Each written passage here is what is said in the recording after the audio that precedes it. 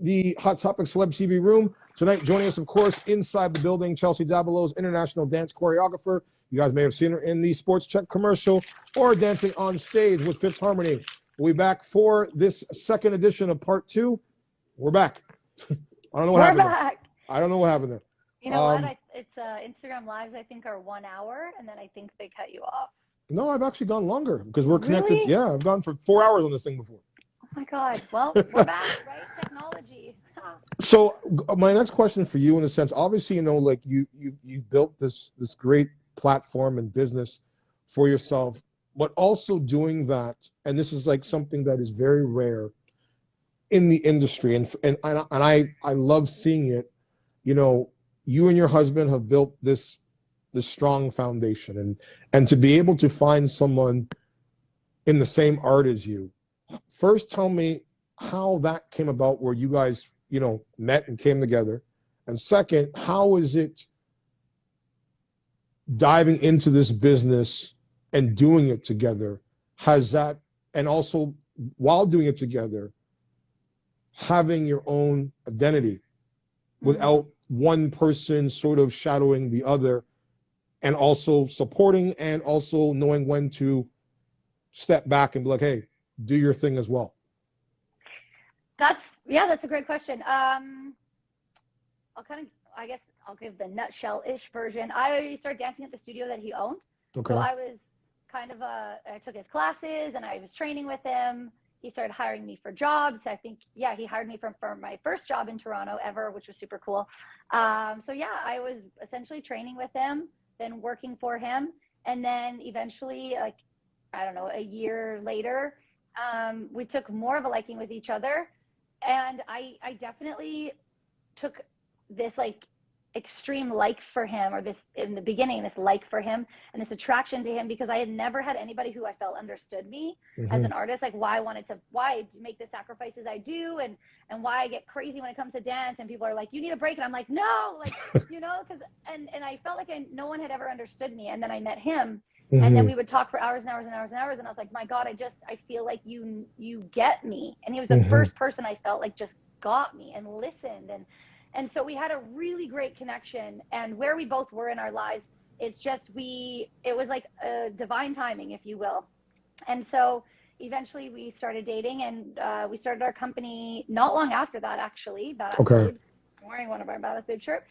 So we started our company not long after. I had always run like workshops, and I loved teaching, and I wanted a platform to like teach even more women. And he's run so many companies at that point, and amazing companies in Toronto and all of that. So we joined forces and combined both of our passions and our desires to like train dancers in a specific way and give them specific opportunities and empower them in certain ways. And so we started working together, and like, I think he's on this live right now and he can attest to this. Like, it was like, we had to go through it and figure out, you know, in the beginning you're dating and your business partners, and you start like crossing those lines, and it becomes, when I'm mad at my business partner, I'm mad at my partner, and you know, and then we tried to separate it. So we tried to not have business and personal together, and tried that, and then we realized that makes no sense, because you are not husband at that time, but I'm like, you are my boyfriend, I am your girlfriend, and my business partner. Like, it's one, really. So we really need to figure out how to love and care and support each other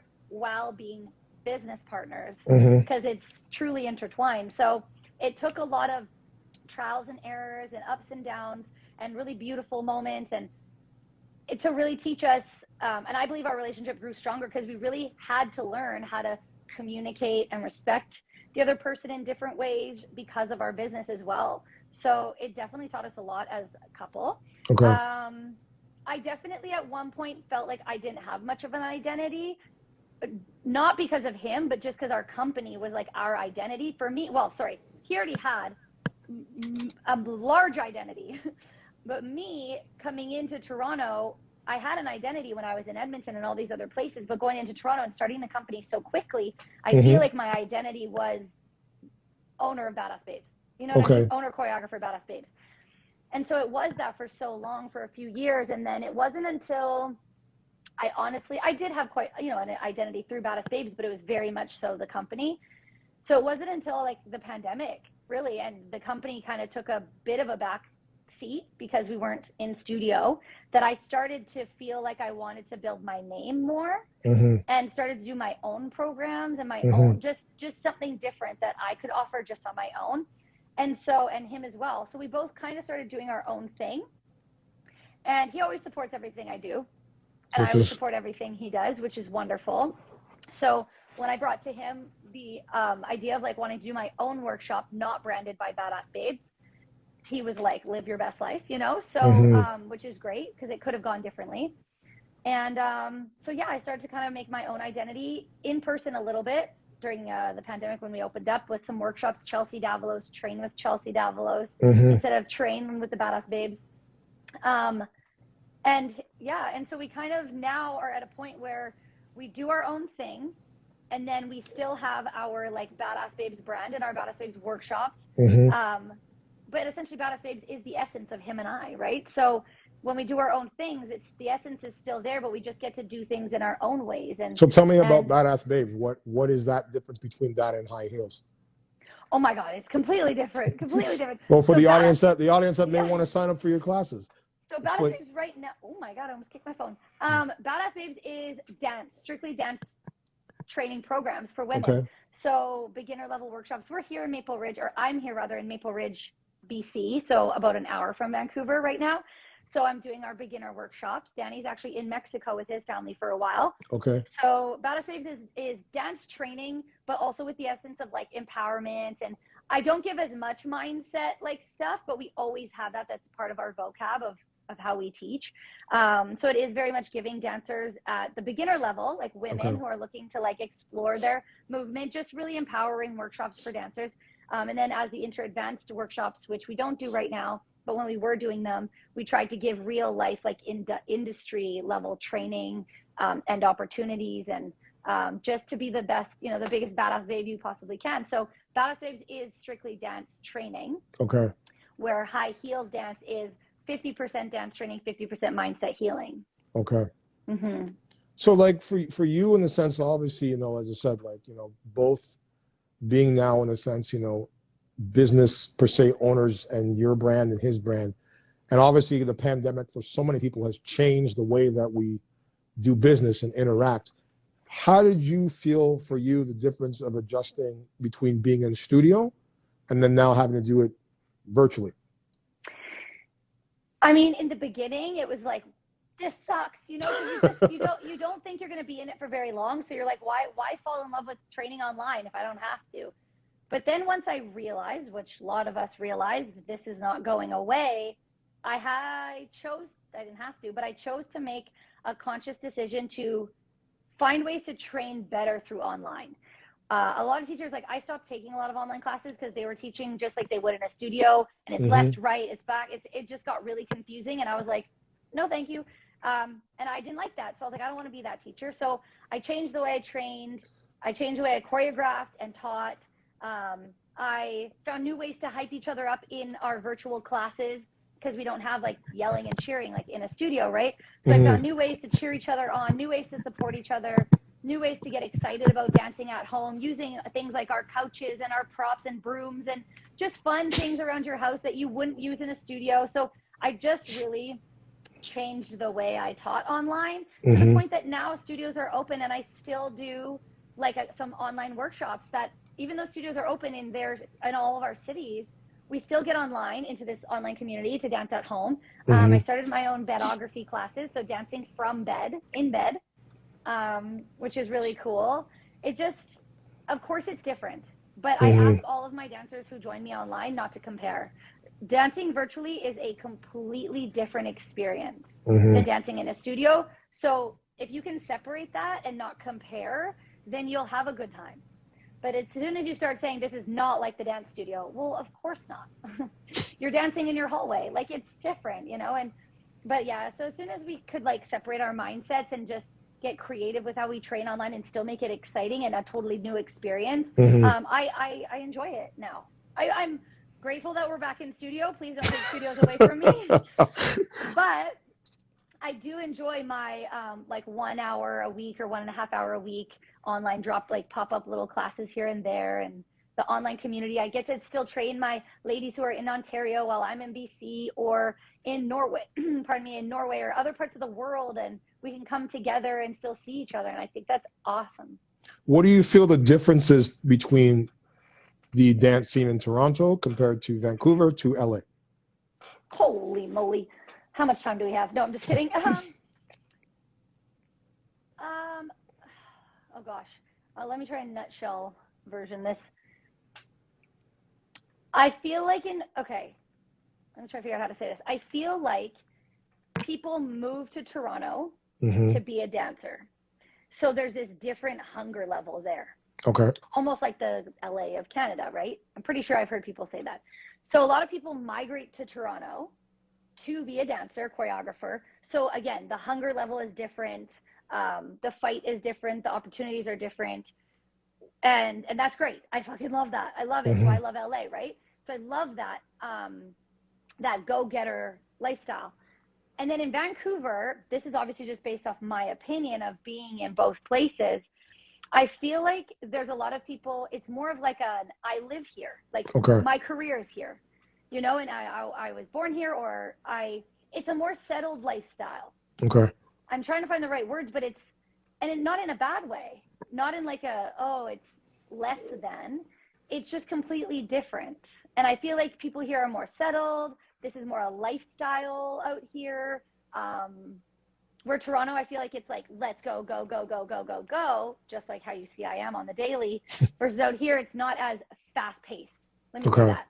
It's not as fast paced as in Toronto. So again, neither one nor the other is better or worse. Okay. I know dancers out here that are like, I lived in Toronto and I would never do it again. I want my dance career to be here in Vancouver because I like the lifestyle here. And I'm like, amazing, where I love Toronto for the fast paced craziness, where some dancers are like, or there's more movies in Vancouver. There's so many movies and TV shows in Vancouver compared to Toronto. Toronto has a lot more like live shows and that sort of thing out there, where Vancouver's very like movies and TV shows and that sort of thing. So it is very different in many ways. I'm enjoying experiencing it again as a grown adult. I danced here for a few years when I was obviously growing up, 18, 19, 20, and then I left and went to Edmonton. So coming back in my 30s, I'm really enjoying it for what it has to offer. But I keep my own hustle going, you know what I mean? My own fast-paced lifestyle. But yeah, so, and then LA is just like, we talked about that earlier. That's just like, that's a whole nother ballgame of people from around the world. Like, it's a whole nother ballgame. So for the girl who is inspiring, who's watching this right now, or any one of your students that is inspiring to be the next Chelsea, you've worked in all avenues, from the music videos aspect to the live stage aspect to the performance aspect in the sense of training. What would you say if someone was to, wanted to get into the business, the differences between, in your experience, of all the categories, from live, music video, performance per se as a teacher? What would you say your differences are between the three or four? Well, they're all completely different, and people just like, you got to just test them out, really. Like, you've got to test out different avenues to know what you love and what you like and what you don't like. Like, I love stage. I love live shows. I love music videos. They're more of a like I love live stage. Let me say I like music videos a lot. I like music videos. But again, they're all so different. What I'm saying, for the girl who's thinking about pursuing this, what your advice, the differences in your experience, the differences between those avenues? Well, it would honestly, there's so many differences. It just depends. Like music videos, stop and go, stop and go, stop and go. You have no choreography, but only part of it gets seen, and you're rehearsing, and it's like there's a camera right here in your face, and it's more about X, Y, Z, and they're so different that if someone's like, I don't know which avenue or like what one I want to go for, well, first of all, test them all out, because you never know which one you're going to be best for.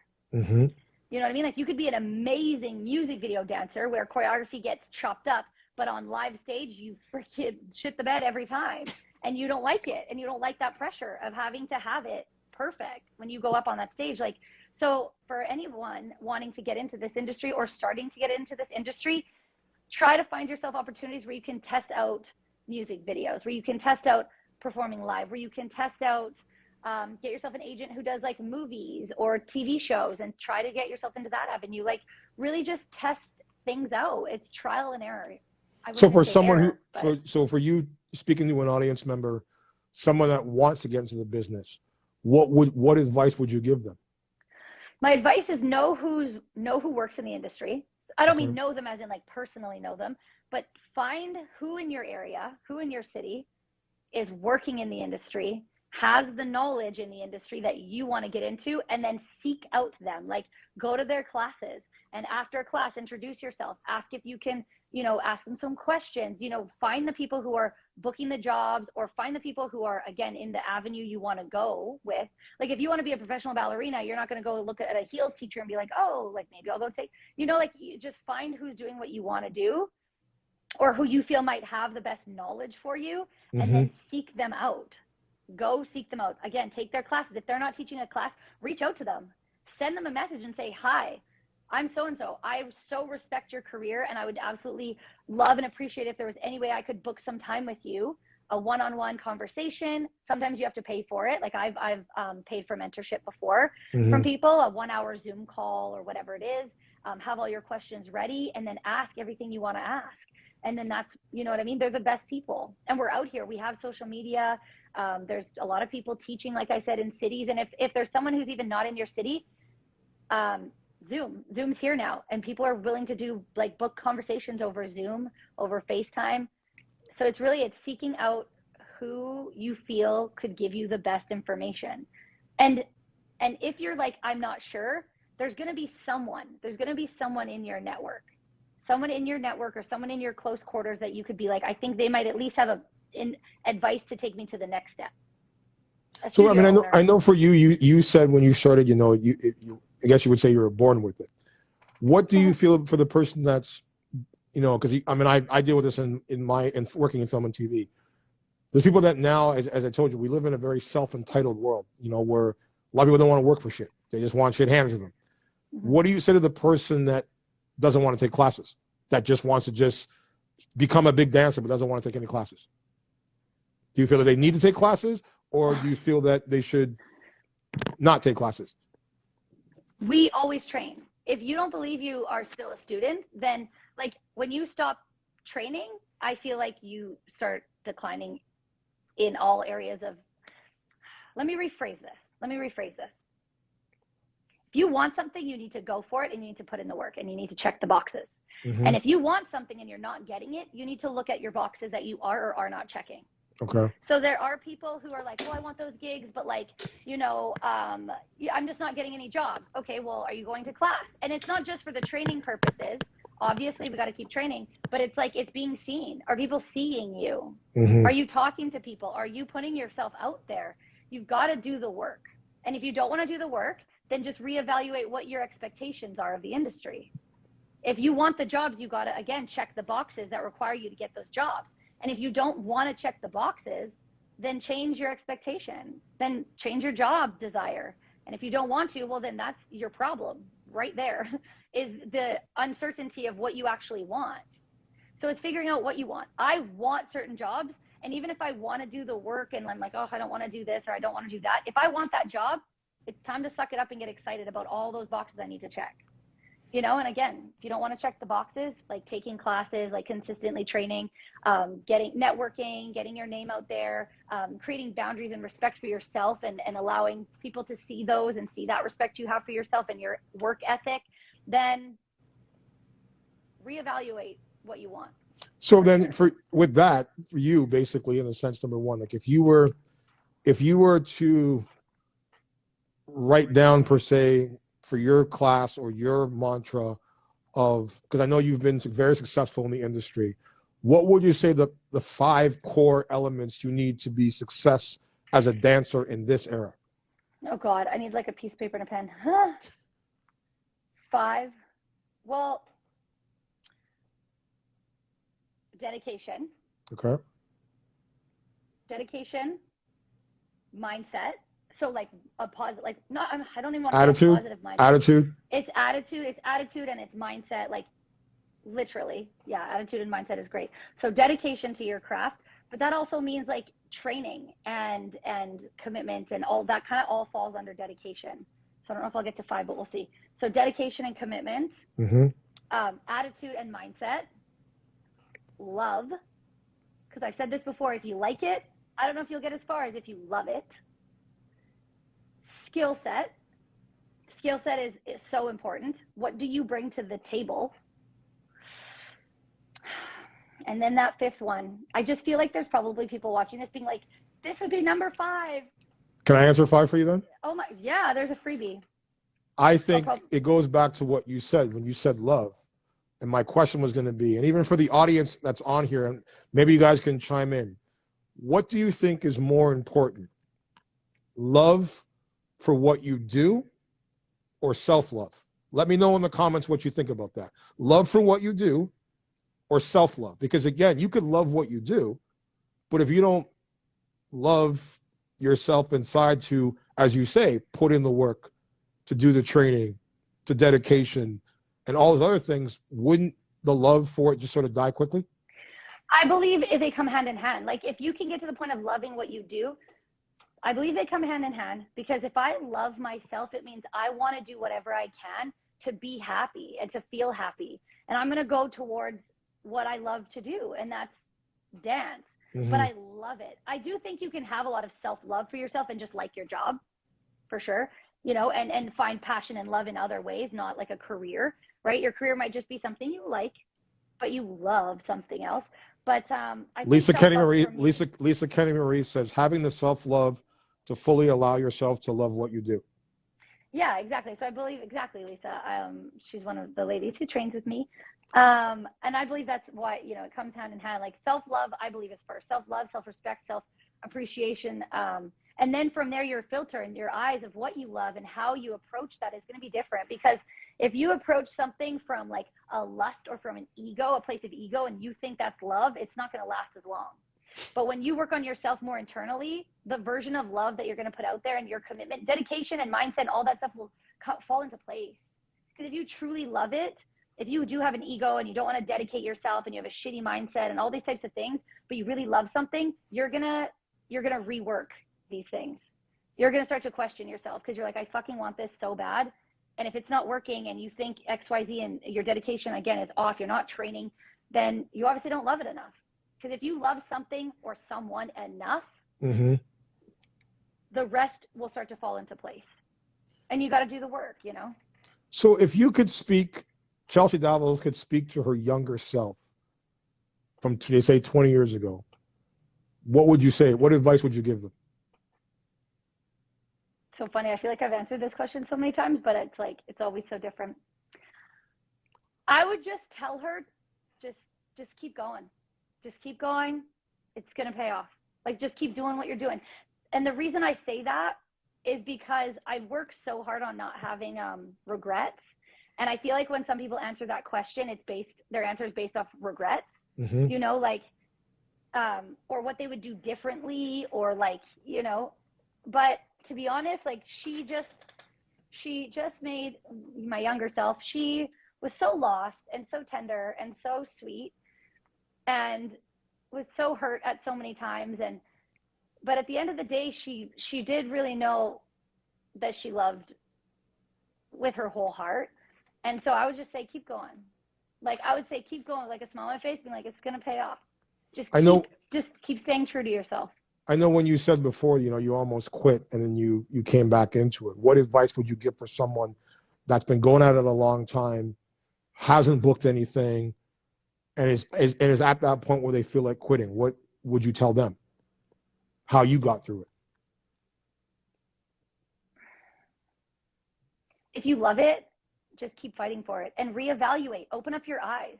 What isn't working? Like, take note. If something's not working, it's okay to change it. Change your avenue, refresh your mindset, seek mentorship. Just don't give up. If you truly love, I'll specifically say dance, but any job or whatever, anything, if you really love it, like you really love it, there is a place for you. Like there so is a place for you. You know, you might just have to change your perspective. So don't give up, change your perspective, and seek guidance. Guys, thank you for tuning in for so far tonight for interview with Chelsea Davalos, international dance choreographer. You are on HotTopicCelebTV.com each and every Tuesday. It's Unscripted with myself, hosted by DTeflon and Amber Nicole Miller, who will be back next week. Also, don't forget, of course, you can join us each and every Sunday for our Actors on Actors series, in conversation with some of Hollywood's biggest stars in the film and television industry, and also each and every Sunday service in conversation. So we're going to do a little bit of rapid things before you go here, a little bit of rapid questions, and then we're going to take some questions from the audience. So if you could learn an answer to one question about your future, what would the question be?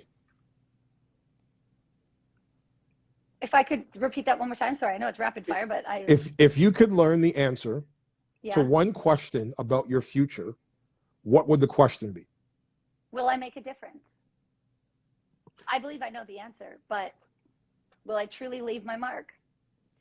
Time freezes today, right now, in this moment, for everyone, but you, for one day. What do you do? Fucking panic. Just kidding. What do I do? Mm-hmm. Oh my God. Like, you know the scene in The Matrix? You know the scene in The Matrix where Neo... Everything freezes? Yeah. And Neo's the only one moving around, him and Morpheus. What would you do in that day? Oh my God, these are good questions. Like, these are like not rapid fire questions. I think so much into everything. I honestly, like, I don't even know. If I was in a different place, like if I was somewhere else, I would like probably like go into like J-Lo's house and like creep around her. Like, you know what I mean? If the world froze and I could like fly over there, I'd like definitely like creep around Jennifer Lopez's house and like be weird like that. What are you obsessed with? Pasta. What's your favorite way to waste time? Watching Jersey Shore. What's something that's popular now that annoys you? TikTok. What do you do to get rid of stress? Honestly, my mindset work. Like, I really just self-talk. 3 best words to describe you. Bubbly, loving, and wild. Where is the most beautiful place you've been? Mexico. What's the most relaxing place you've been? Mexico. What word or saying from the past do you think should come back? Dope. What was the last movie you watched? I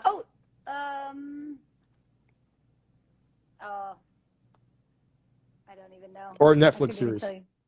Oh, the Kevin Hart, True Story. His Netflix series. Do you prefer to watch movies in the theater or in the comfort of your home? Theater. Last funny video you saw? Oh my gosh, my last funny video I saw was a video my sister sent me of someone holding a McDonald's cheeseburger out a window and making sound effects. A secret talent that you have that no one knows about? Oh, I can like cross my eyes and oh my God. But lots of people know about it. Sorry. A song that always puts you in a good mood? Oh my gosh. You know what? It's Ed Sheeran's Shivers right now has got me. Song that brings a tear to your eye?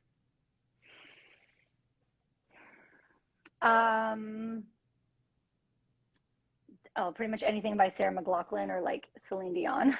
First band or musician you were really into? The Hanson brothers. The Hansons. What's the 3 best apps currently on your phone? The 3 best apps that you use right now? That I use? My favorite apps would be Instagram, InShot for my videos, and wow, how can you tell I don't like use apps? Again, my husband's the app guy. Instagram, InShot, and like, I don't even know, my PicMonkey app. What is that? It's like an editing app sometimes or like Canva. Okay. An app mysteriously right now, appears on your phone and it does something amazing. What does it do? What does it do? Oh my God. An app appears on my phone. I would say it like magically has like all of the food I love and meals already done, and like exactly I can just click a button and order everything that I want from anywhere. I know someone's like, duh, Uber Eats, but I'm like, no, this would be different. Hopefully different. Cheaper than Uber Eats. Yeah, and very different. What is a fashion trend you're really glad went away? Went away? Yes. Oh, I don't know if they've gone away. I don't know, to be honest. I know, like, I'm like so unentertaining with these questions, but fashion trends and stuff, like, I'm like down for kind of like whatever. I honestly don't even follow trends. Like, think of something you wore when you were younger that you were like, I hate this shit. Like an era, because there's a bell-bottom phase for women, and they went to like, the sirens phase with the furry tops and the black pants. You know what? I've got one. Okay. You know what I'm glad is gone are the low rise jeans where the like crotch is here and the button, and they're so tight and your butt crack sticks out the whole time. Like, I'm happy I don't see those anymore. I used to wear them when I was young, but then I see them on girls and I'm like, I don't want to see your whole, like, your booty is nice, but I don't want to see like the whole thing, every day. The most comfortable piece of clothing you own? Oh my God, my Badass Babes clothing. All Badass Babes clothing, including this sweater, most comfortable things I own. How many high heels of pairs of shoes do you own? Surprisingly, not that many. I'm going to say about 5. What's the most ridiculous thing you've ever spent money on?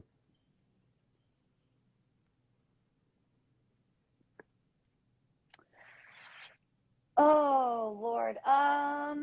Actually, this wasn't ridiculous. It was actually pretty cool, to be honest. I don't really spend money on like ridiculous things. I know that, but I did spend a lot of money on like a mediumship course, which was really cool. I didn't like keep up with it after, but I think that was something I definitely dropped like a big bill on. Okay, I know you're married now, but I know you're still a beautiful woman. Thank you. What's the funniest pickup line you've ever heard? I never really got a lot of like pickup lines per se, but like the most awkward moments are just like when I would know a guy was trying to hit on me, but he'd just come up to me and just be like, hey, like, so like, are you having fun? Or I'd be like he would just be asking questions and I'm like, what are you getting at? Or like, oh, like, I like your shirt. And I'm like, I don't know, just like the most awkward and uncomfortable situations. And I don't know what they're trying to say to me and they don't know what they're trying to say to me and they compliment but it's a weird compliment. Yeah. Did you remember the first line your now husband did to sort of get your attention? What? He's so smooth. He didn't have to drop no lines. He really didn't have to drop a line. He literally just was what he was. Mm-hmm. And you know what got me was the fact that he just, and gentlemen, take note of this, he just genuinely like cared to listen to me.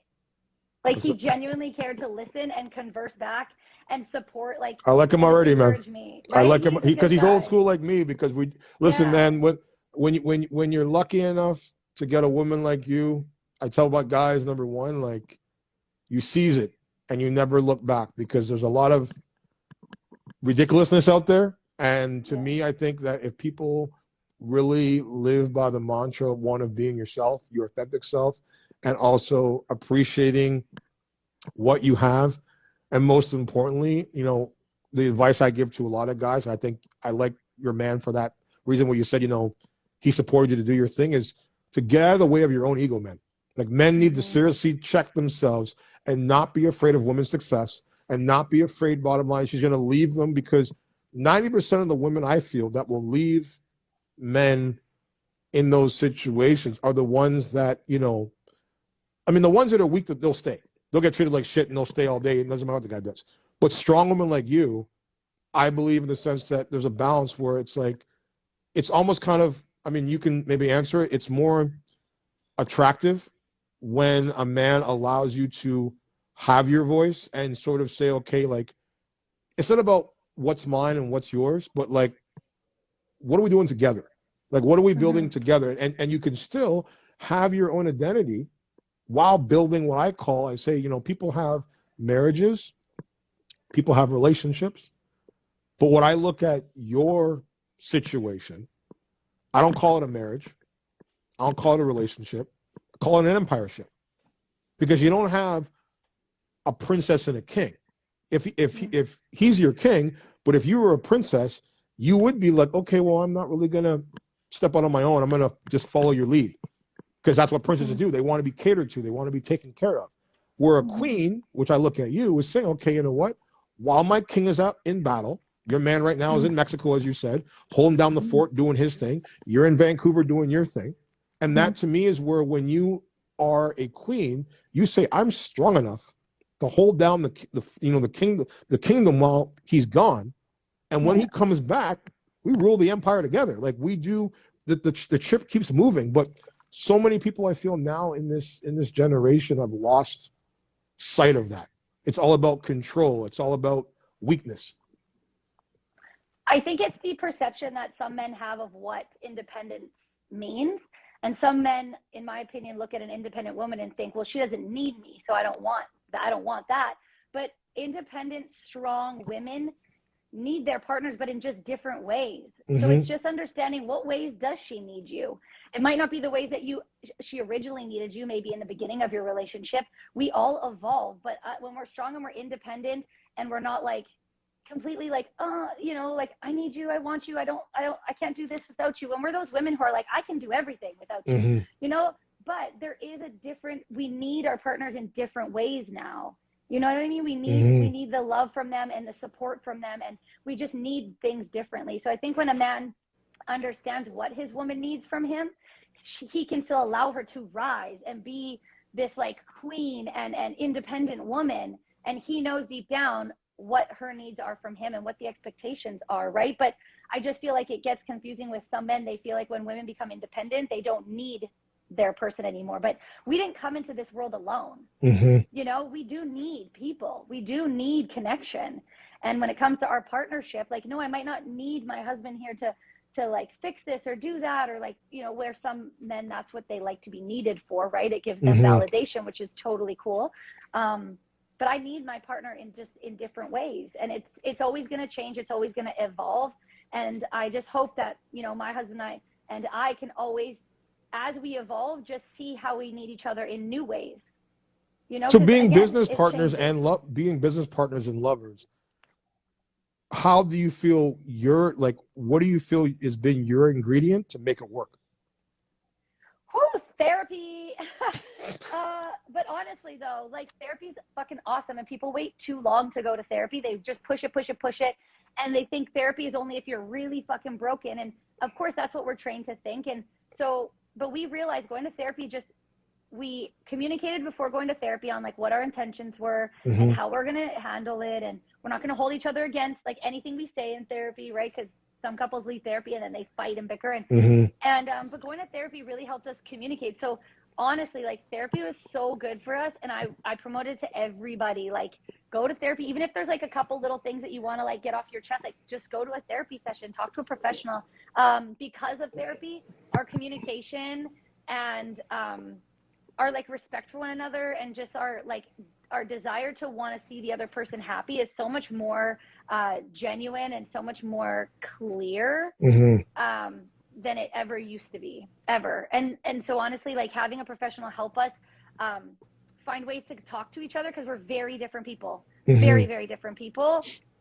And sometimes it's like, how do you expect two completely different people just to immediately connect? Some people do. It's not that we didn't connect, but learn how to communicate and everything together. So having someone help us. He seems more serious. He seems more serious, and you seem more of the energetic, outgoing. Yes, we balance each other really well, because I'm 10 out of 10 energy wise, and he still has energy, but he's more like calm and doesn't like to run around. He doesn't like to things be like chaotic, and I thrive a little bit on that. So he helps me, like I'll bring him up and light the fire under him sometimes, and he'll help bring me down to a more calm place at times. So it's a good balance. If you could call up anyone in the world right now and have a 1-hour conversation, who would you call? Jennifer Lopez. Who would you? Because sorry. Yeah, go ahead. Go ahead. No, go ahead. Finish. Not just because I want to dance for her, but I genuinely think that she's fucking unbelievable and so smart as a woman.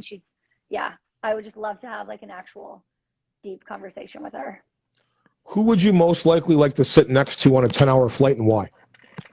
Oh my God. Kevin Hart. Favorite entertainer Comedian, musician, and actor.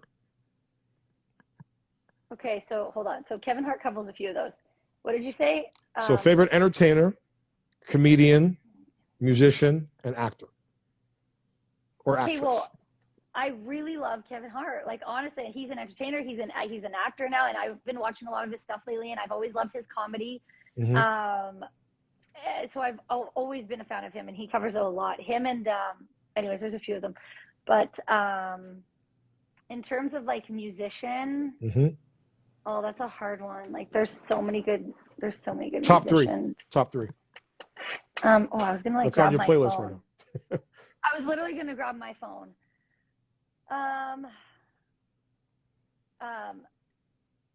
What's fuck? I don't know. What's on my phone right now is like Adele, is That's Ed one. Sheeran. There's two. One more. I listen to a lot of Jennifer Lopez music. Back to the J-Lo. Okay, and then actor. But I don't think she's really a musician per se. But Well, she was, but not anymore. yeah. I'm a big fan of Paul Rudd. Okay. So funny. And Jennifer Aniston. Okay. 10 for 10.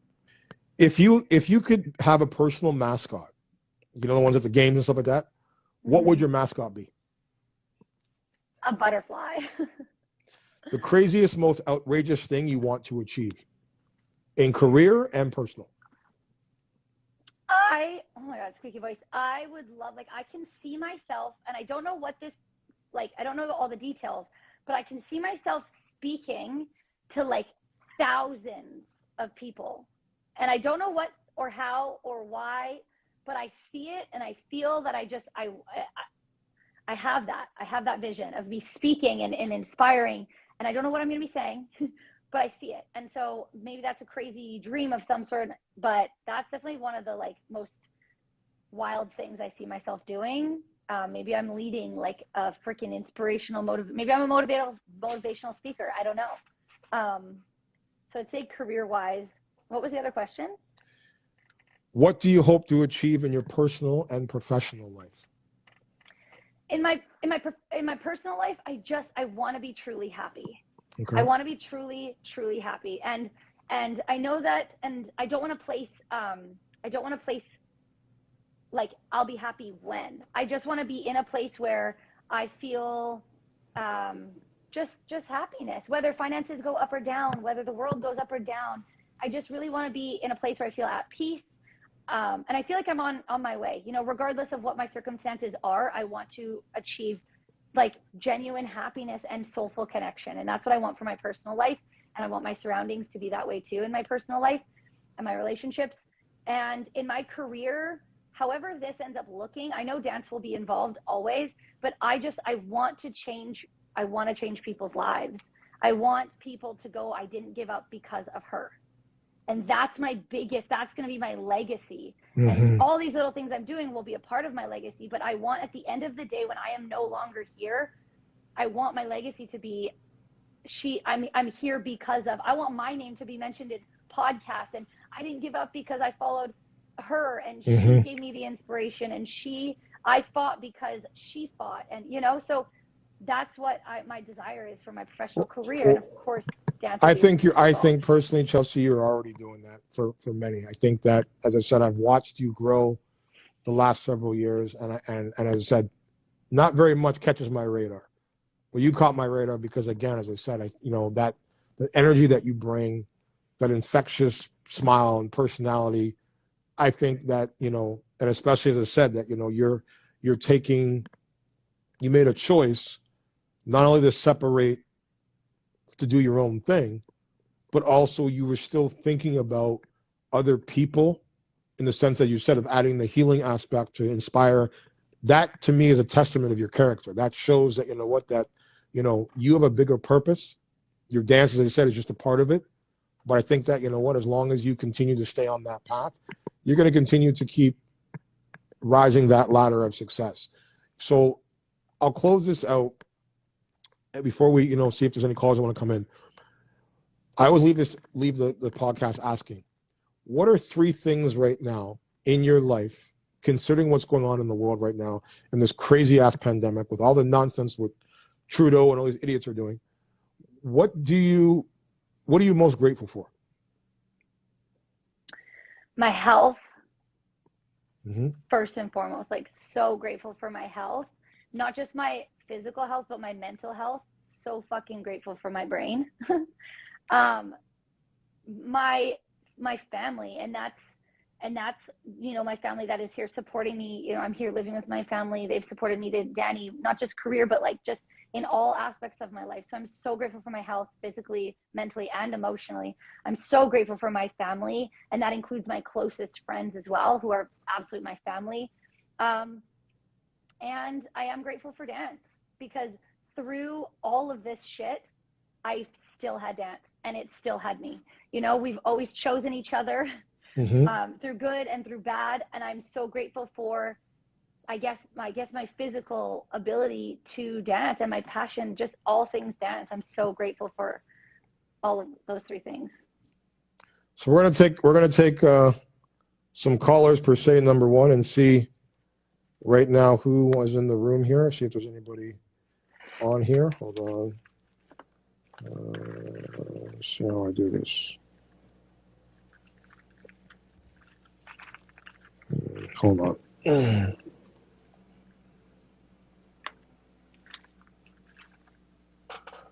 Let's see if we can take in a caller here.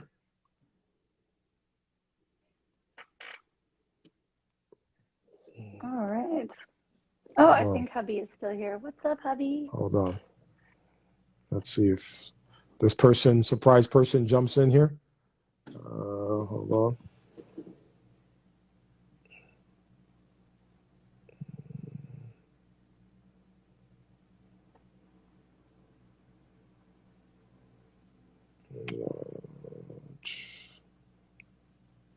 Guys, if you want to ask Chelsea a question, here is your chance to. I'm going to invite you into the room. Hold on. Who's here? What's your name and what's your name and where are you from? My name is Lisa. I'm from just outside of Vancouver. Okay, we got everybody. And my husband. Your husband's jumping on. Hey guys. So how are you? What's your question? I didn't have one. You just kind of pulled me in. A little bit of a shock. Oh, perfect. Perfect. Lisa's my girl. My dance fam. These are my dance mentors. So honestly, which class are you part of? Danny's class or I'm both? part of all of their classes. Okay. So for you as a person who's part of both of their groups, and I've asked Chelsea the question earlier, what would you say the difference is between High Heels and Badass Babes? Oh wow. You've done both. I've done both, and I continue to do both. Okay. With High Heels it's not like a led choreography class. Like, we're left to our own tasks. We have dance challenges. We have things that push us out of our comfort zone. We have journal prompts. We talk, we share. We dive into a lot of not really controversial topics, but a lot of topics that can stir up a lot of things, and a lot of things get you thinking. Like, I myself have done so much work on my mindset and just positive self-talk and just the way that I see things and I see my relationships, and honestly, like, there's just so much. Whereas our other programs, like, you come and you have a kick-ass dance class, you leave sweaty.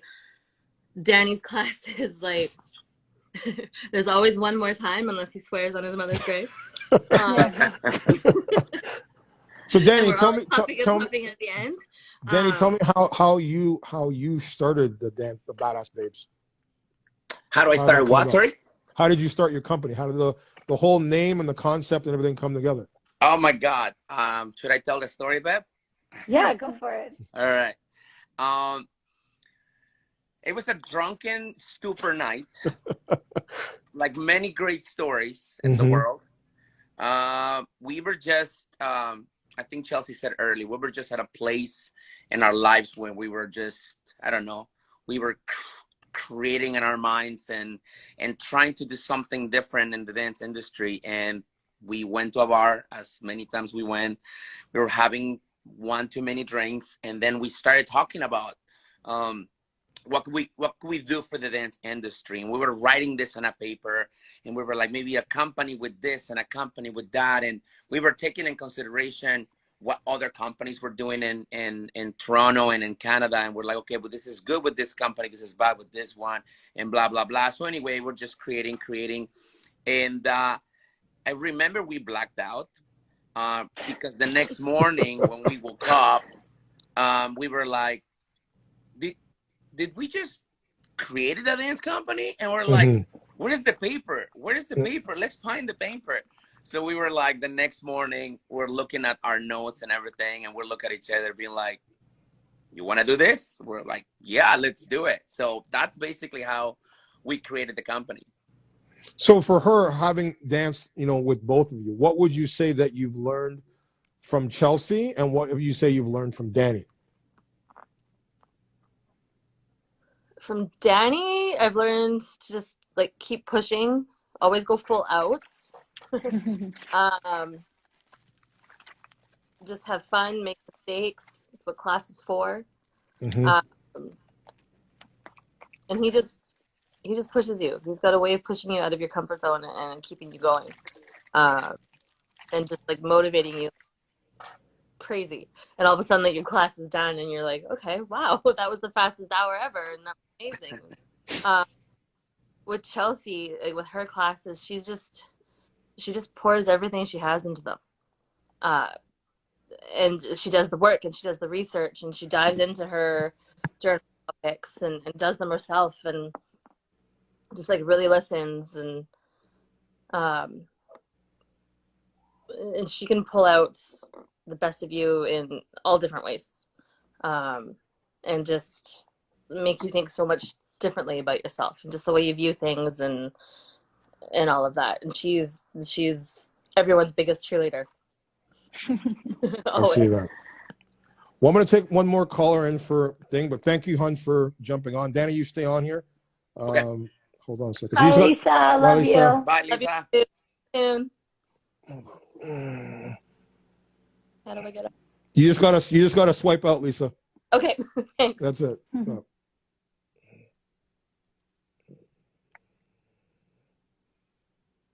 I think she's gone. Are you still there? Yeah, you just close out. No, there you go. There you go. There we go. Okay, hold on. Hi, babe. So nice to Hi, see babe. you. I figured I would surprise you, Chelsea. Yay.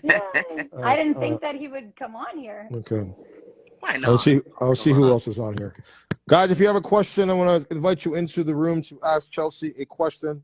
So I'm going to ask you both, since you're on here in the sense number one, and I asked your person who was training with you, what have you guys learned from each other as dance partners, business-wise, and in relationship? Go ahead, babe.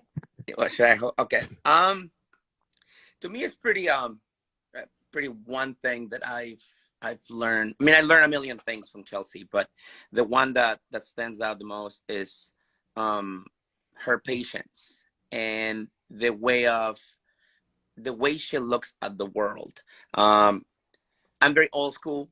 Same here. I'm very short. I don't have patience for a lot of stuff. I'm like, okay, this is how it needs to be done. This is what used to be back in the day. And it's like, I can't deal with this, whatever, right? But with Chelsea, it was always, well, what about this? What if that? So she has taught me how to look at the world in a different way, especially in a positive way, especially in a, be more patient, try to understand more about this, and just look at the world in a different way. Because not that I felt like I was a negative person, but I was definitely a short person. It was like a one answer type of guy, you know what I'm saying? Like a lot of old school people we are.